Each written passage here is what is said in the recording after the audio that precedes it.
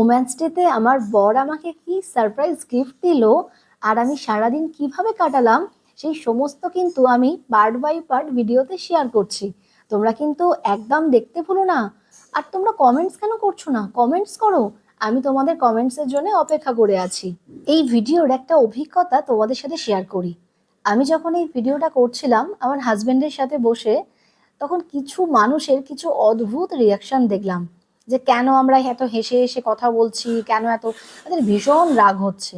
দিন দিন মানুষজন কত অদ্ভুত হয়ে যাচ্ছে জানো তো। আমরা স্কুল টাইম থেকে প্রথমে আমরা বেস্ট ফ্রেন্ড ছিলাম, তারপর প্রেমিক প্রেমিকা হয়েছি, আর তারপর হাজব্যান্ড ওয়াইফ।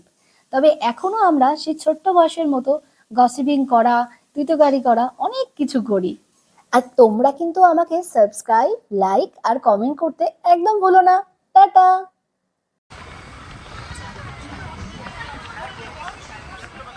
এই মাঠে খেলতাম।